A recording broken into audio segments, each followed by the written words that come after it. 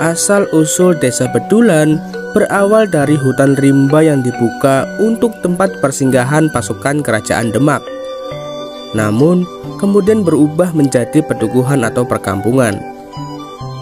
Disebutkan pada zaman itu pasukan Demak berniat menyerang tentara Portugis yang menguasai wilayah Sunda Kelapa. Namun dalam perjalanan, singgah di sebuah daerah di wilayah Cirebon Utara yang kelak akan menjadi asal-usul Desa Bedulan. Terbentuknya asal-usul Desa Bedulan juga diawali dengan pertarungan dua orang yang memiliki ilmu tinggi di bawah pemerintahan Kesultanan Cirebon. Asal-usul Desa Bedulan berawal pada tahun 1556 Masehi yang kala itu masih berupa hutan rimba yang tidak berpenghuni. Di bawah kekuasaan Kesultanan Cirebon yang saat itu diperintah oleh Sunan Gunung Jati, merupakan kerajaan Islam pertama di Jawa Barat, sehingga Kesultanan Cirebon membina hubungan diplomatik dengan Kerajaan Demak yang kala itu merupakan kerajaan terbesar di tanah Jawa. Sejarah berawal saat direbutnya wilayah Jakarta atau saat itu bernama Sunda Kelapa oleh tentara Portugis pada tahun 1561 Masehi. Kerajaan Demak yang saat itu dipimpin oleh Raden Patah sangat khawatir dengan keberadaan bangsa Portugis itu. Kemudian Raden Patah memerintahkan seorang panglima yang bernama Fathahillah dengan sekitar 30.000 pasukan Demak untuk mengusir bangsa Portugis dari wilayah Sunda Kelapa.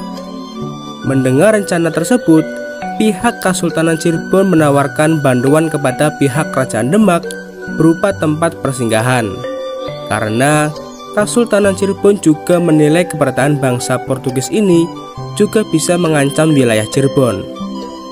Untuk menyiapkan tempat persinggahan bagi pasukan Demak, pada tahun 1562 Masehi, Kesultanan Cirebon mengutus panglima wanitanya yang bernama Nyimas Baduran. Dengan izin dari Pangeran Cakrabuana, Nyimas Baduran dipersilakan untuk membuka hutan yang kala itu masih belum berpenghuni. Sebelum berangkat, Nyimas Baduran dibekali selendang sakti oleh Pangeran Cakrabuana. Selendang tersebut akan sangat berguna dalam melaksanakan tugasnya untuk membuka lahan hutan tersebut. Sesampainya di lokasi, Nyimas Baduran langsung membabat hutan tersebut dengan cara membakarnya. Kemudian Nyimas Baduran mengibaskan selendang yang diberikan oleh Pangeran Cakrabuana agar bara api cepat merambat, sambil berucap, di mana bara api tersebut jatuh, maka tempat tersebut adalah tanah Baduran. Setelah api itu padam, Nyimas Baduran kemudian berkeliling untuk memastikan batas-batas wilayahnya, dan akhirnya bara tersebut jatuh sampai ke wilayah Desa Bojong dan batas Desa Bakung. Namun, penguasa Desa Bakung yang saat itu adalah Ki Gede Bakung merasa tersinggung. Nyimas Baduran dianggap telah berusaha merampas tanahnya, sehingga terjadi pertarungan antara Ki Gede Bakung dan Nyimas Baduran. Pertarungan antara Ki Gede Bakung dengan Nyimas Baduran konon berlangsung hingga berminggu-minggu. Pertarungan keduanya cukup menguras banyak tenaga, sampai pada akhirnya Ki Gede Bakung merasa kalah dan mundur. Akan tetapi, ada tanaman labu hitam yang tersangkut di kaki Nyimas Baduran, sehingga membuat Nyimas Baduran terjatuh. Melihat kesempatan ini, Ki Gede Bakung langsung menusukkan kerisnya ke tubuh Nyimas Baduran. Tapi di saat bersamaan, Nyimas Baduran juga sempat menusukkan kerisnya ke tubuh Ki Gede Bakung. Akibat dari tusukan ini, Ki Gede Bakung tewas di tempat. Begitu pula dengan Nyimas Baduran. Tetapi sebelum ajalnya, Nyimas Baduran sempat berpesan kepada anak cucu agar kelak jangan menanam tanaman labu hitam di tanah Bedulan. Mendengar kabar Nyimas Baduran telah tewas, pihak Kesultanan Cirebon sangat menyayangkan hal tersebut.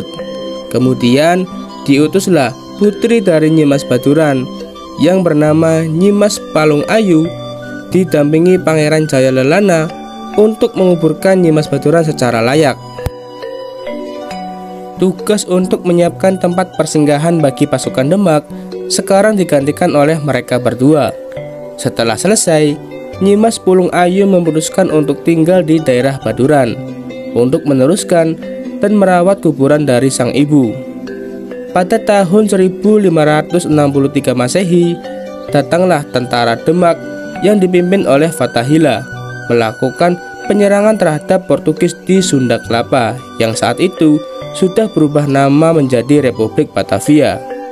Kemudian, Republik Batavia berganti nama menjadi Jayakarta, yang artinya kota kemenangan, dan sekarang dikenal dengan nama Jakarta. Setelah menaklukkan Batavia, banyak dari tentara Demak yang memilih untuk tinggal di petuguhan atau perkampungan Baduran. Tempat yang awalnya persinggahan akhirnya menjadi sebuah perkampungan yang ramai akan penduduknya. Pada tahun 1565 Masehi, Baduran resmi menjadi sebuah desa yang dikepalai oleh seorang kuwu yang bernama Kuwu Wertu. Kemudian pada tahun 1576 Masehi, desa Baduran dinaikkan statusnya menjadi Pademangan dengan seorang Demang, Pangeran Jaya Lelana, menjadi Demang yang bergelar Adipati Suranenggala. Sekitar tahun 1782 Masehi, Kesultanan Cirebon sudah sedikit dikuasai oleh pihak Belanda yang dikomandani oleh Jenderal Van Hotman.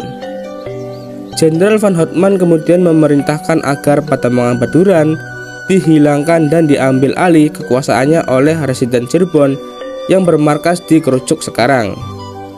Dan tanah Baduran dibagi menjadi dua, yaitu Karangreja dan Tanah Baduran. Nama Baduran berganti menjadi Bedulan menggunakan logat Belanda, dan Bedulan menjadi desa kembali.